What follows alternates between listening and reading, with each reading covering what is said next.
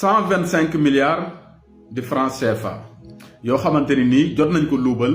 ci alalu réew mi bu ñu sukkandikoo nag ci rapport bi nga xamante ni nii moom la CENTIF génne muy cellule nationale de traitement des informations financières rapport bi mu génnee jébbal ko ñi nga xamante ni nii ñoom ñooy parquet financier bi démb le procureur de la république financière dafa génn benn communiqué de presse pour wax ne ginnaaw bi ñu jotee ay rapport yu bëri yoo xamante ni nii jóge na ci CENTIF nag ñi xamul rôle am mooy moom dafay topp lépp loo xamante ni nii information la jëm ci wàllu finance maanaam képp koo xamante ni nii am nga compte banque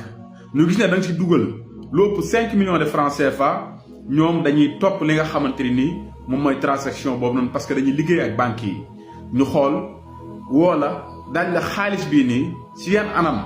nga ko amee fan nga ko jëlee parce que dañu gis ne xaalis bu bëri la ci loolu nag am na kuñ ci cité muy Farba Ngom nekk député à l'Assemblée nationale ñu ne moom bokk na ci ñi nga xamante ni moom ak ñeneen parce que ci biir li nga xam ne moom mooy communiqué bi sax dem nañ bay viser article yoo xamante ni nii liñ leen mën a toppee bokk na ci muy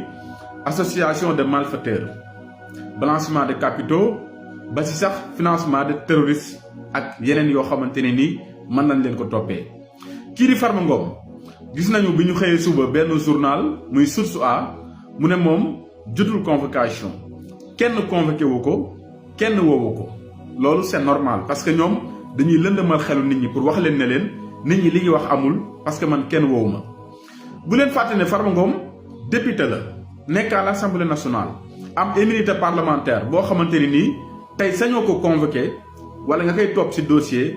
fekk demoo nga lever li nga xamante ni moom mooy immunité parlementaire boobu noonu